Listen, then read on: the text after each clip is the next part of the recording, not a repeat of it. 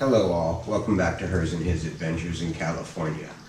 First I want to apologize for the lack of videos lately. We've had a lot on our plate and the weather hasn't been the best. I imagine that's throughout the US, but we're definitely getting it here in California. Heavy winds, lots of rain, so we're going to get out when we can. We do appreciate you hanging around though. Today I want to cover some of the different types of fishing.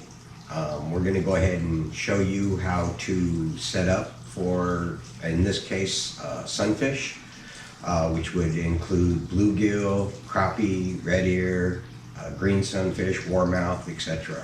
Most commonly bluegill, red ear, and crappie.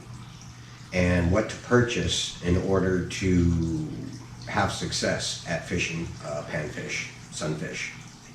Okay, so the first thing I want to go over is what equipment you're going to need. Okay, the pole, really, in my opinion, the pole and the reel doesn't matter too much. With the pole, you probably want something between 5.5 and 6.5 feet. You don't need it very long. You probably want a fast action tip, so a light pole with a fast action tip. That gives more flexibility in the tip of the pole, so you notice the bite's much easier. The reel, reels only matter for strength and the amount of line that they hold. You really don't need a big reel, so any small reel would be fine. You don't need a strong gear ratio. Again, these don't pull very hard. Pound test, what pound line to use. For these, you want to use between 2, 4, and 6 pound. 4 would be a nice spot. If you go 2, if you want a little bit more fun, you want to kind of guarantee getting them a little bit better. 4 should work just fine. 6, just in case you hook something else, like a small bass or something. Sometimes you'll get that. A trout might hit on your bluegill pole. And just to have a little extra strength for snags and whatnot. You probably don't need to go 8 pound. You're going to use probably 1/8 ounce or 1/16 ounce weights. There's various weights that you can use. For hooks, you probably want to use something like a size 6 hook or smaller. We'll get that close up to you. Size 6 hook or smaller.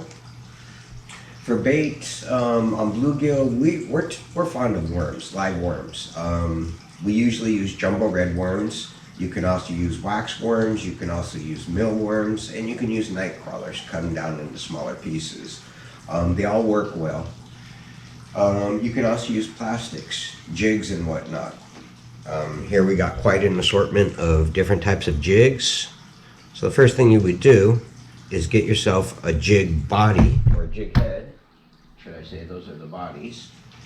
And they come in assorted sizes and colors and whatnot. So get some relatively small ones. I think these are about 1/32 of an ounce, maybe 1/64, somewhere around that range.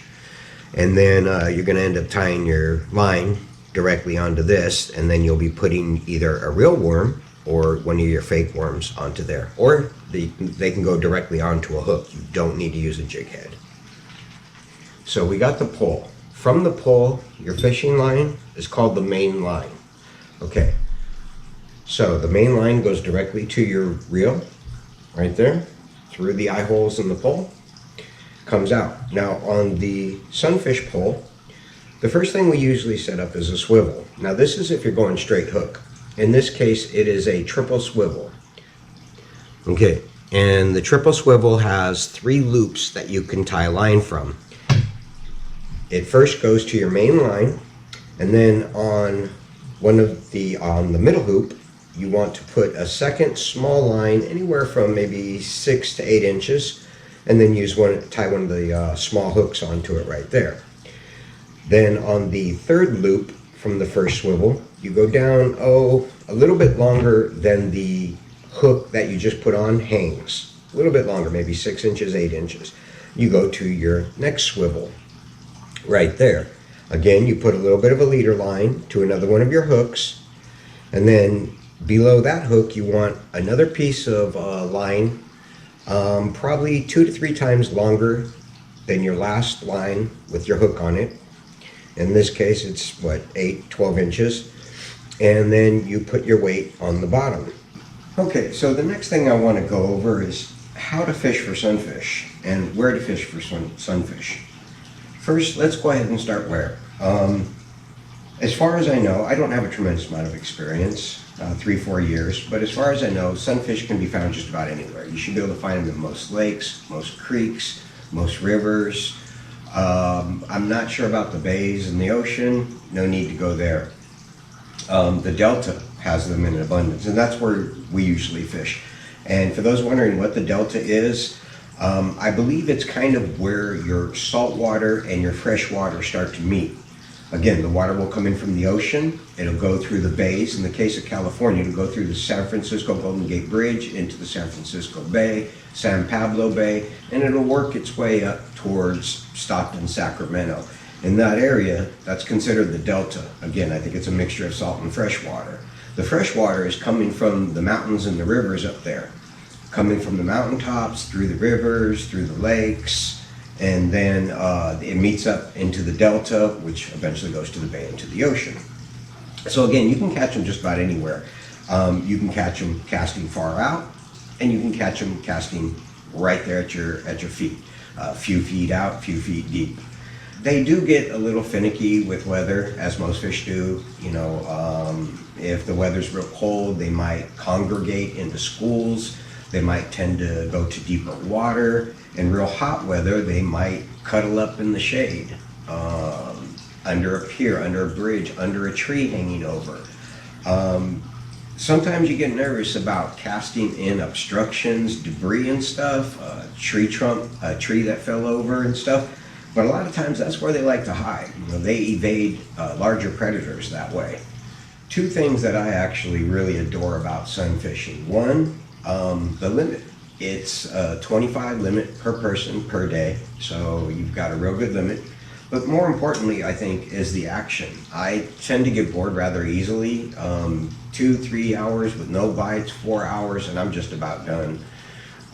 Usually for sunfishing, it'll kill that boredom. Not always. You get bad days for sunfishing too, where you won't get a bite or barely get any. But you're more probable to get bites, action, and fish in your cooler, or just some fun, catch and release, than you will with many other types of fish. Now, bluegill tend to hit, or just the sunfish, they tend to hit quickly and stop abruptly. So when you got pole in, if they're biting, they might hit your pole once, twice, 3 times. It'll be very brief, a fraction of a second. And generally, unless you get lucky and they swallow it, which it's going to be a nightmare to get the hook out, you'll catch a fish. But other than that, they're going to steal the bait and you're not going to catch the fish. You got to be ready. If you leave your pole sitting down and you're watching it, stay right by it. When you see those bites, get ready to set hook. Set hook when the bite is coming, when the pole is bending. Set your hook then. You don't need to pull it back all the way behind you. Heck, you don't need to pull it up to a 90-degree angle above your head. You can pull it up a 40-degree angle, just a little nudge, a few inches or whatever. That should get the hook set. As a matter of fact, if you yank it and you miss, your hook's probably gonna go flying out, cause a mess, maybe stick you in the face. You don't wanna do that. There's no need for it. So try to contain the excitement. But you do wanna be ready. And to increase your chances, furthermore, hold your pole. When you're fishing, don't set the pole down, especially if they're biting rod. Hold it. Now, there's 2 ways you can do it when you get a bite. One, you can feel it, and you can react to feeling the bite. Number 2, watching the tip of your pole.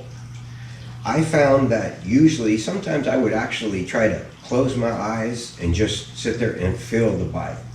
Sometimes I try not to feel the bite and I would just watch it. And honestly, what works best for me usually is watching the tip. Usually I get to react a tiny bit quicker, but try to use both senses. Feel it and watch it. Set that hook right away. Don't give them any chances. They're not going to give you many chances. If you're lucky, there's a lot there and they'll keep trying. But that time came and went. Usually 2-3 bites.